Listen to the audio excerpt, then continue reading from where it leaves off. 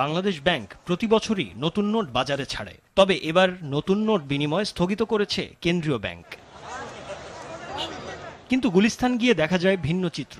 Bank না ছাড়লেও রাস্তায় ঠিকই পাওয়া যাচ্ছে কচকচে নতুন নোট। 10 টাকা 1500, 20 টাকা 1500, আর 50 টাকা 1080 টাকা করে ভাই। এই দামের কারণে ভাই আমরা বেচতে পারি না, পাবলিক ঘুরে জায়গা। বিক্রেতাদের দাবি, যারা আগে থেকেই নতুন নোট সংগ্রহে রেখেছিলেন তারাই বেশি দামে বিক্রি করছেন সেগুলো। যারা জানে বন্ধ করে দিব তারা সিন্ডিকেট করে আটকা আজকে এই যে মনে করেন পাবলিকের মনে করেন 1000 টাকা 500 টাকা বেশি দিয়ে কিনতে হচ্ছে। এসব টাকা কিনতে আসা মানুষের মুখে হাসি। ঈদের সকালে প্রিয়জনের হাতে তুলে দিলেই যে হাসির সার্থকতা।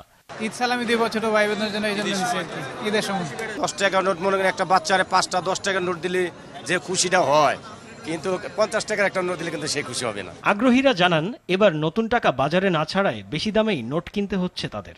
200 বান্ডিল আমার কাছে রাখছে 360 টাকা। যেহেতু গভর্নমেন্ট এবার নতুন টাকা ছাড়ে না, ওই ক্ষেত্রে নতুন টাকার চাহিদাটা একটু বেশি, টাকাটা কম, এই কারণে রেটটা একটু বেশি। বাজারে গিয়ে দেখা যায় 2 টাকার 200 বান্ডিল 350, 5 টাকার 500 বান্ডিল 750, 10 টাকার 10,000-এর বান্ডিল 1,500, 20 টাকার 2,000-এর বান্ডিল 2,600, এছাড়া 50, 100 ও 200 টাকার নোট এক এক বান্ডিল 500 টাকা বেশিতে বিক্রি হচ্ছে।